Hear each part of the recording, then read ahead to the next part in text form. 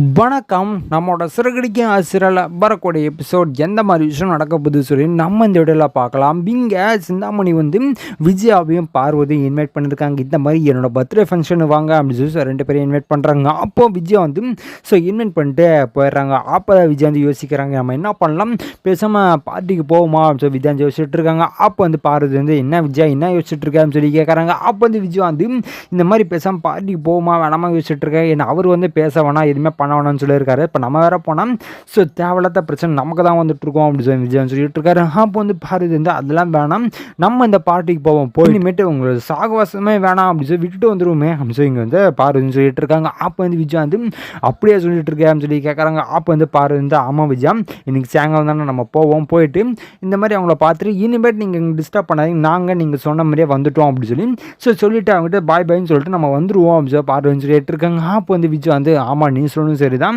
நம்ம பேசாமல் சொல்லிட்டு இனிமேட்டு அப்பப்போ வந்துட்டு இருக்காதீங்க அப்படின்னு சொல்லிட்டு வந்துடலாம்ல அப்படின்னு விஜயா சொல்லிட்டு இருக்காருங்க. அப்போ பார்வதி ஆமாம் ஆமாம் நம்ம போயிடுவோம் அப்படின்னு சொல்லி பார்வதி முடிவு பண்ணுறாங்க. அதுக்கப்புறம் நடக்குது அப்படின்னு பார்த்தீங்கன்னா விஜயா சரி நீ சாயங்காலமாக கால் பண்ண ரெடி ஆகிட்டே வந்துடுறேன் அப்படின்னு சொல்லி விஜயா சொல்லிடுறாங்க. அப்போ பார்வதி சரி நான் கால் பண்ணுறேன் அப்படின்னு சொல்லி விஜயா போயிடுறாங்க. போனோடனே சாயங்காலமாக ஆனோடனே இங்கே பார்வதி கால் பண்ணுறாங்க. என்ன விஜயா ரெடி ஆகிட்டியான்னு சொல்லி கேட்டுட்டு இருக்காங்க. அப்போ விஜயா நான் அப்போ தான் ரெடி ஆகிட்டு இருக்கான்னு சொல்கிறாங்க. சரின்னு சொல்லி ஃபோனை கட் பண்ணுறாங்க. பண்ணோட இங்கே விஜயா நம்ம நிறைய தங்க நகையை போட்டுக்கணும், ஏன்னா நிறைய பணக்காரங்க வருவாங்க, நம்மளும் கொஞ்சம் கெத்தாக இருக்க வேண்டாமா அப்படின்னு சொல்லி இங்கே ஒரு தங்கத்தை எடுத்து போட்டுட்டு இருக்காங்க. அப்போ தான் ரோகிணியோட செயின் தெரிஞ்ச உடனே ஆஹா இதை நம்ம போட்டு போனோம் எல்லாரும் கண்ணும் நம்ம மேலே தான் இருக்கும் அப்படின்னு சொல்லி விஜயா நினச்சிட்டு அதையும் போடுறாங்க. அப்போ என்ன பாரு நான் வீட்டுக்கு வந்துட்டான்னு சொல்லி கேட்குறாங்க. நானும் ரெடி ஆகிட்டு நீ வீட்டுக்கு வந்துடுமா ஒன்றா போயிடலாம் சொல்லி பாருன்னு சொல்கிறாங்க. அதே மாதிரி விஜயா என்ன பண்ணுறாங்கன்னா பாரு வீட்டுக்கு போகிறாங்க. போனா என்ன விஜயா அது ஏதோ கல்யாணத்துக்கு போகிற மாதிரி ஒரு நகையை போட்டு வந்திருக்கு அப்படின்னு சொல்லி கேட்குறாங்க. அப்போ விஜயா ஆமாம் பார்வதி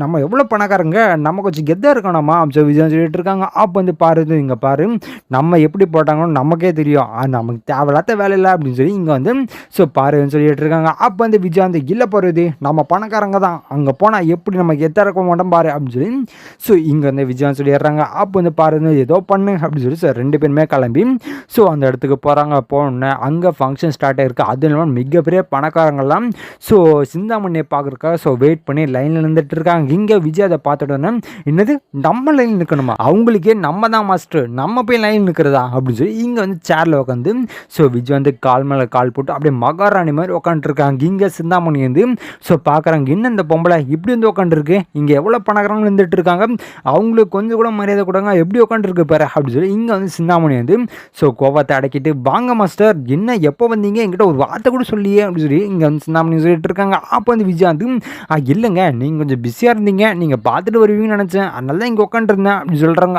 அப்போ தான் இங்கே சிந்தாமணி சரிங்க மாஸ்டர் வாங்க வந்து சாப்பிடுங்க அப்படின்னு சொல்கிறாங்க. அப்போ விஜய் ஐயோ வேணாங்க அப்படின்னு சொல்கிறாங்க. அப்போ தான் இங்கே சிந்தாமணி நோட் பண்ணுறாங்க. அந்த விஜயா கையில் இருக்கிற ஒரு செயின் நம்ம செயின் மாதிரியே இருக்கே அப்படின்னு சொல்லி இங்கே சிந்தாமணியும் பார்த்துட்டு இருக்காங்க. அப்போ தான் இங்கே விஜயா என்னங்க என்ன பார்த்துட்டு இருக்கீங்க, இந்த நெக்லஸா அது வேறு யாரும் கிடையாது, என் மருமக எனக்கு கிஃப்ட் பண்ணது அப்படின்னு சொல்கிறாங்க. அப்போ சிந்தாமணி ஓ அப்படிங்களாங்க சரிங்க ரொம்ப நல்லாயிருக்கு அப்படின்னு சொல்லி இங்கே சிந்தாமணி யோசிச்சிட்டே போகிறாங்க. இது நம்ம நகை மாதிரியே இருக்கே, நம்ம நகை தான், அவர் எங்கேயும் எடுத்துகிட்டு போகிறேன்னு சொல்லிட்டு தெரியாமல் கீழே போட்டேன் தொலைச்சிட்டேன் ஏதோ சொல்லிட்டு இருந்தாரு, அது இந்த செயின் தான் போலியே அப்படின்னு சொல்லி சிந்தாமணி என்ன பண்ணுறாங்கன்னா ஹஸ்பண்டு கிட்ட போய் இந்த மாதிரி ஒரு நெக்லஸ் கீழே வந்துருச்சுன்னு சொன்னீங்க இல்லையா, அந்த நெக்லஸ் இதுதானா அப்படின்னு சொல்லி சிந்தாமணி ஏற்கனவே எடுத்த ஃபோட்டோ எடுத்து காமிச்சிட்டாங்க. ஆமாம் சிந்தாமணி இதுதான் அப்படின்னு சொல்லி அவங்களும் சொல்கிறாங்க. அப்போ சிந்தாமணி எங்கே அந்த செயின் வேறு எங்கேயும் இல்லை, ஒருத்தவங்க உட்காந்துருக்காங்க பாருங்க, அவங்க கழுத்தில் தான் இருக்குது அந்த செயின், அது நம்ம செயின் தான் சொல்லி இங்கே சிந்தாமணி சொல்கிறாங்க. அப்போ சிந்தாமணி ஹஸ்பண்ட் என்னம்மா சொல்கிறேன் சொல்லி கேட்குறாங்க. ஆமாங்க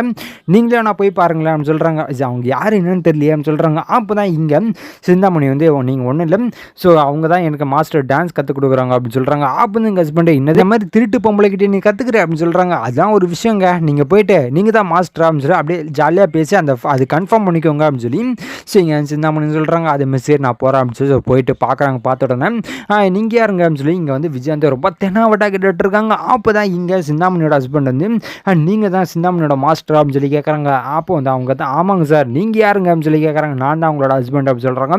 ஓ அப்படிங்களா குட் அப்படின்னு சொல்லி இங்கே விஜய் சொல்லிடுறாங்க. அப்போ தான் அவங்க நோட் பண்ணுறாங்க அது நம்ம செயின் தான் 100% கன்ஃபார்ம் அப்படின்னு சொல்லி இவங்களும் முடிவு பண்ணிவிட்டு சரிங்க நான் வரேன் நீங்கள் போய் சாப்பிடுங்க அப்படின்னு சொல்கிறாங்க. அப்போ விஜய் சரிங்க கொஞ்சம் நேரம் போட்டோம், நான் கொஞ்சம் டயட்டில் இருக்கேன், டைம் ஆனால் தான் சாப்பிடுவேன் அப்படின்னு விஜயான்னு சொல்லிட்டு இருக்காங்க. அப்போ ஓ அப்படிங்களா மேடம் ஓகே அப்படின்னு சொல்லி ஸோ இவங்களும் சொல்லிட்டு வந்துடுறாங்க. வந்துட்டேன் இங்கே சிந்தாமணிக்கிட்ட ஆமாம்மா அது நம்மளோட செயின் தான் அப்படின்னு சொல்லி இவங்க கன்ஃபார்ம் பண்ணுறாங்க. பண்ண உடனே இந்த பொம்பளைக்கு வச்சுக்கிறேன் அப்படின்னு சொல்லி ஸோ போலீஸ் கால் பண்ணுறாங்க. பண்ண உடனே இந்த மாதிரி எனக்கு போன வாரம் காணாமல் செயின் வந்து ஸோ ஒரு பொம்பளை எடுத்து போட்டுட்டு இருக்காங்க, நீங்கள் வந்து என்னன்னு கொஞ்சம் விசாரிங்க அப்படின்னு சொல்லி இங்கே வந்து போலீஸ் ஸ்டேஷன் கால் பண்ணுறாங்க. அதேமாதிரி போலீஸ் ஸ்டேஷன்லேருந்து ஸோ போலீஸ் ஆஃபீஸர் வராங்க. வந்த உடனே இங்கே யார் விஜயா அப்படின்னு சொல்லி கேட்குறாங்க. அப்போ தான் இங்கே சிந்தாமணி வந்து எதுவுமே தெரியாத மாதிரி நடிச்சிட்டு இருக்காங்க. என்னங்க சார் ஆச்சு அப்படின்னு சொல்லி கேட்குறாங்க. அப்போ தான் அவங்க வந்து இந்த மாதிரி விஜயான்னு சொல்கிறாங்க, ஒரு நெக்லஸ் எடுத்துகிட்டு வந்துட்டாங்களா, அதை ஃபோட்டோ பாருங்கள், அவங்க தான் அனுப்பி விட்டாங்க.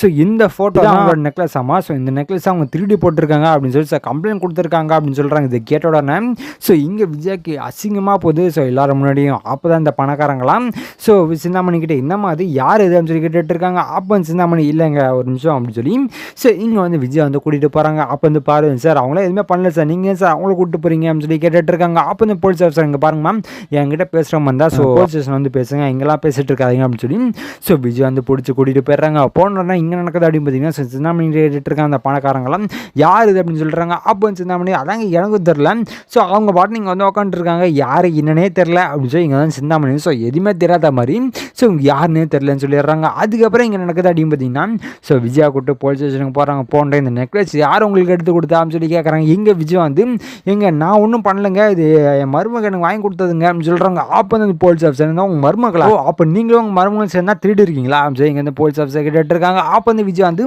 எங்கே சார் இன்னுங்க சார் சொல்லிட்டு இருக்கீங்க, நீங்கள் சொல்லுறது எனக்கு எதுவுமே புரியல அப்படின்னு சொல்லி விஜய் சொல்லிட்டு இருக்காங்க. அப்போ வந்து போலீஸ் ஆஃபீஸர் எல்லாம் இருக்கட்டும் அவங்க மருமகளோட நம்பர் கொடுங்க அப்படின்னு சொல்லி இங்கே வந்து விஜய் கிட்ட நம்பர் வாங்கணும்னா ஸோ கால் பண்ணி இந்த மாதிரி போலீஸ் ஸ்டேஷன் வாங்க அப்படின்னு சொல்கிறாங்க. அப்போ இந்த ரோஹின் வந்து என்னங்க சார் ஆச்சு அப்படின்னு சொல்லி கேட்குறாங்க. இல்லை ஒரு முக்கியமான விஷயம் நீங்கள் வாங்க அப்படின்னு சொல்லி ஸோ போலீஸ் ஸ்டேஷன் வந்து கூப்பிட்றாங்க. அதேமாதிரி ரோஹினியும் போகிறாங்க, என்ன விஷயம் தெரியல அப்படின்னு சொல்லி ஸோ போகிறாங்க. போனால் அவங்கள பிடிச்சி வச்சுட்டு என்ன நீங்கள் தான் அந்த நெக்லஸ் உங்களுக்கு வாங்கி கொடுத்தீங்களாமே எங்கேருந்து வாங்கிட்டு வந்தீங்க அப்படின்னு சொல்லி ஸோ ரோஹினி கேட்டுட்டு இருக்காங்க. அப்போ வந்து ரோஹினி வந்து என்னடா இது போலீஸ் வரைக்கும் வந்திருக்கு சார் இன்னுங்க சார் ஆச்சு அப்படி ரோஹினி வந்து கேட்குறாங்க. அப்போ வந்து போலீஸ் ஆஃபீஸர் வந்து இந்த நகை வந்து திருட்டு நகை, அந்த நகையை நீங்கள் எங்கே போய் எடுத்துகிட்டு வந்தீங்க போலீஸ் ஆஃபீஸர் வந்து கேட்டுட்டு இருக்காங்க. அப்போ தான் இங்கே ரோஹினி வந்து சார் எனக்கு எதுவுமே தெரியாது சார், நான் ஒரு கடையில் தான் வாங்கினேன் அப்படின்னு சொல்கிறாங்க. என்னம்மா சொல்லிட்டு இருக்கா, போய் சொல்லிட்டு இருக்கியா அப்படின்னு சொல்லி இங்கே வந்து போலீஸ் ஆஃபீஸர் கேட்டுட்டு இருக்காங்க. அப்போ வந்து விஜய் வந்து ஐயோ இவ திருட ஆரம்பிச்சிட்டாளா அப்படி விஜய் வந்து நினச்சிட்டு இருக்காங்க. அப்போ வந்து ரோஹினி வந்து சார் உண்மையாக இதை நான் காசு கொடுத்து தான் சார் வாங்கிட்டு வந்தேன் சார் ரோஹினி சொல்லிட்டு இருக்காங்க. நம்ம சிட்டி பேரை சொன்னோம்னா ஸோ நமக்கு சரியான விஷயம் அது இல்லாமல் ஸோ இவங்க வர தேவையில்லாத பிரச்சனை வேறு பண்ணிட்டு இருப்பாங்களே அப்படின்னு சொல்லி